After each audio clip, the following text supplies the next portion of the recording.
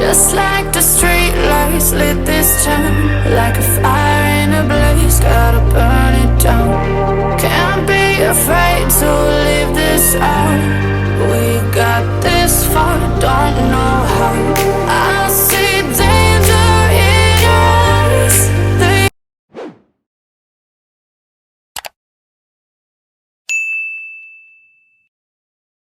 Hello YouTube, it's your girl Kimberly. Thank you so much for coming back to my channel.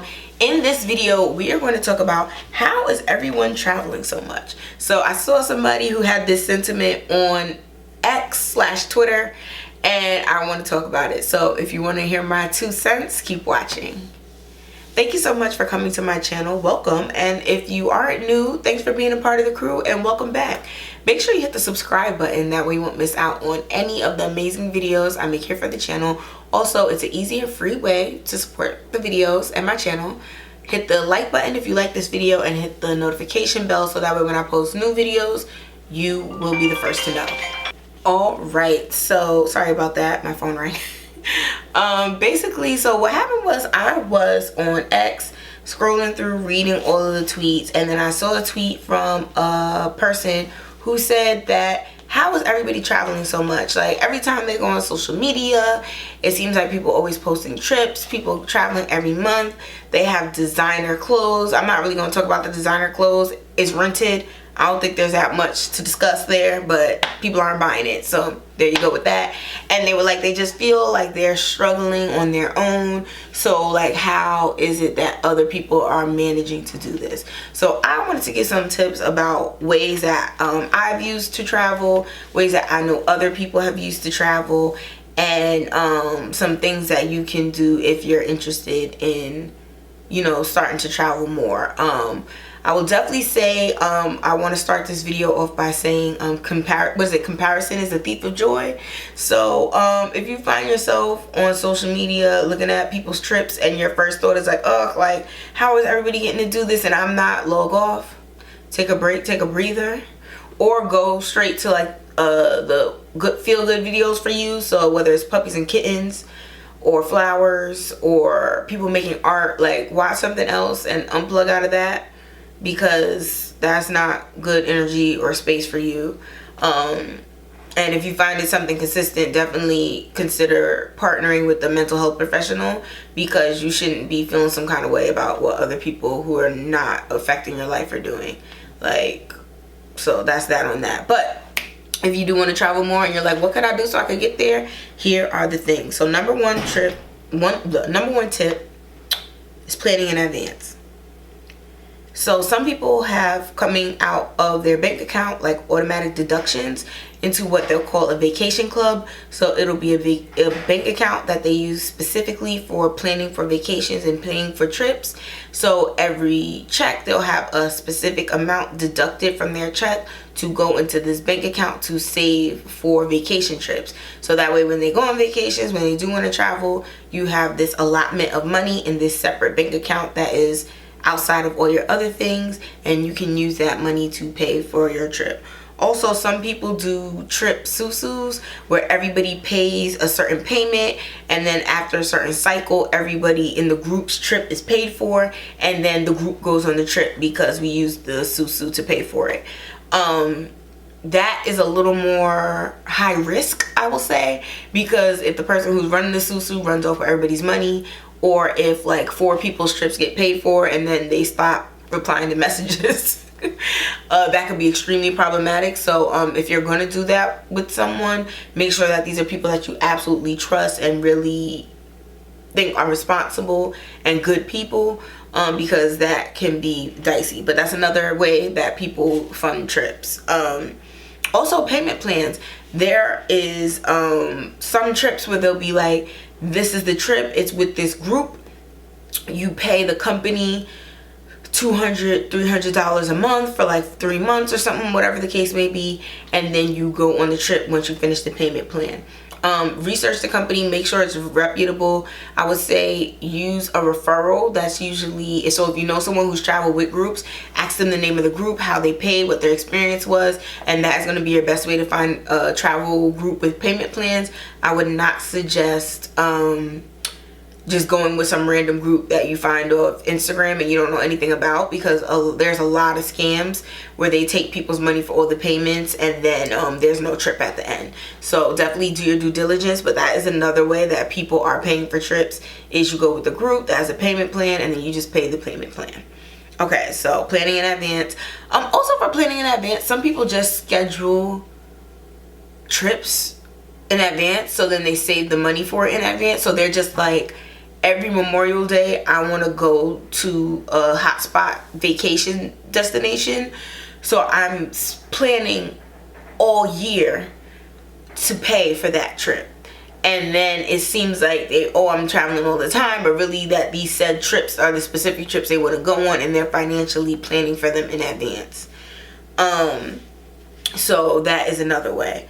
Affordable locations. Another reason why a lot of people are traveling is because they're going to places, especially for people in the United States, they're going to other countries where your money goes further. So here in the States, where you go to a top vacation kind of city, the hotel room will be $300, $400 a night. If you go overseas, internationally, the hotel might only be $200 a night.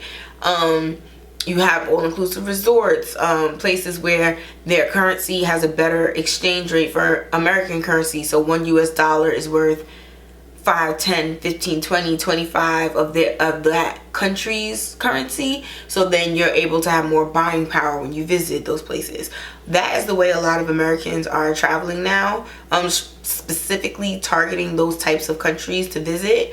So then you're able to travel more, because what would have been a $2,500, $3,000 trip in the United States is now possibly a $700, $800, $1,000 trip in another country. So that's another way that a lot of people who are able to travel a lot more than they used to be. And also in general, Americans just having more knowledge that all these other places aren't as dangerous as the news tries to make us think. That our country here is a lot going on.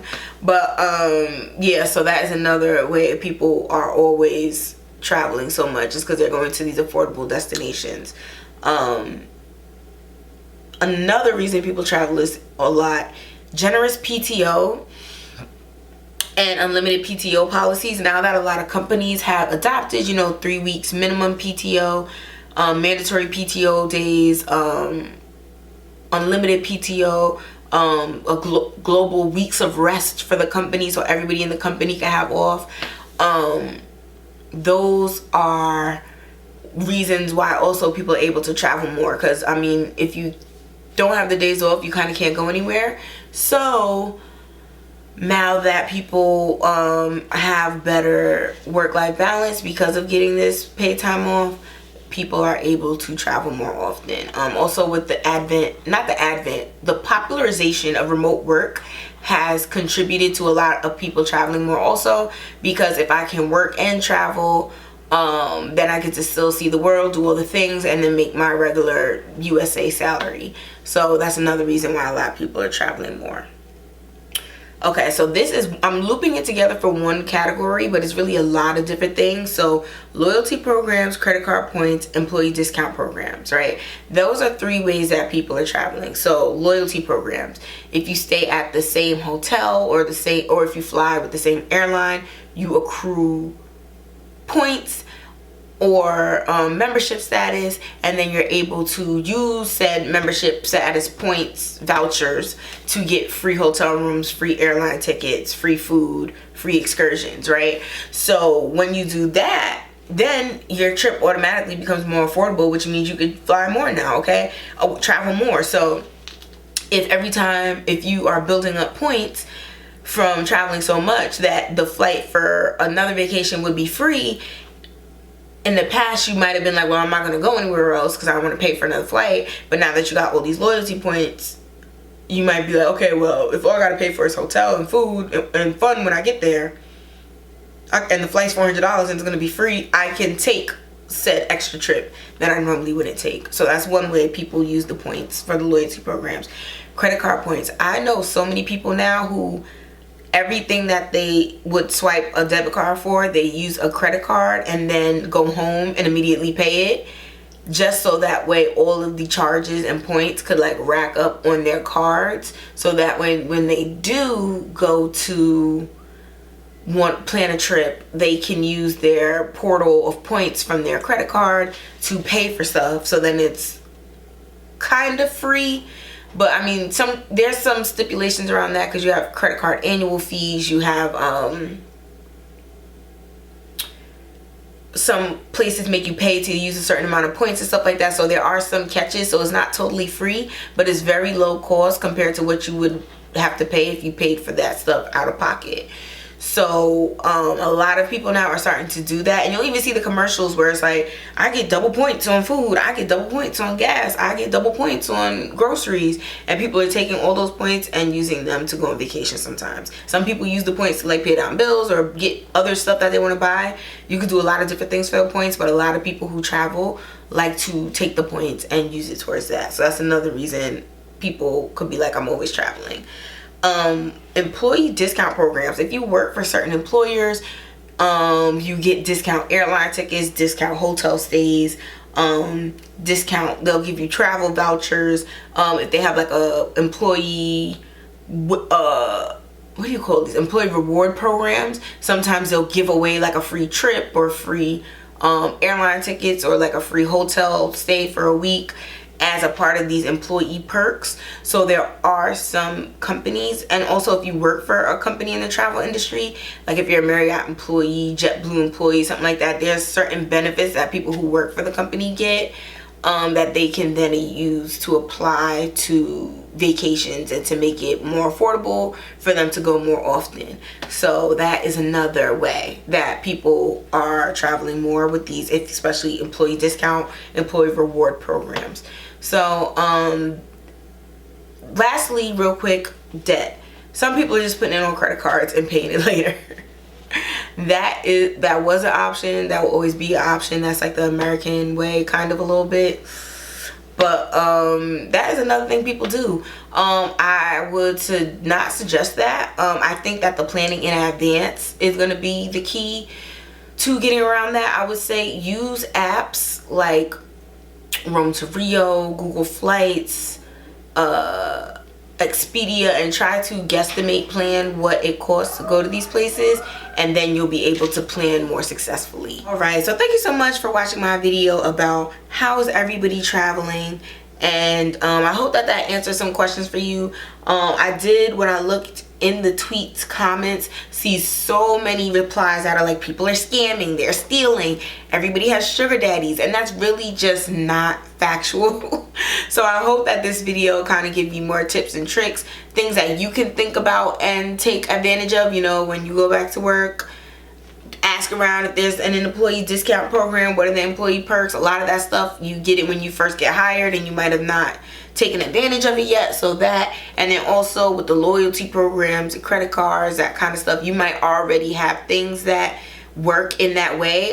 For example, I use Lyft, and Lyft contributes to my Hilton points, so not incurring any extra debt or anything. It's just something that I do in my normal life that is helping to get points that will help me to travel in the future. So there's things like that you could do that I feel like a lot of people aren't taking advantage of, and some that you might already have access to. So definitely go back, look at your things, and it might not just be you. Share this with your family and friends, okay? Does anybody's job have an employee rewards program where they get 15 or 20% off flights? Like, work together. Teamwork makes the dream work, all right? So thank you so much for taking the time to watch my video. I hope this was helpful, and make sure you subscribe to the channel, all right? So we can see you next time. Bye. Just like the street lights lit this town, like a fire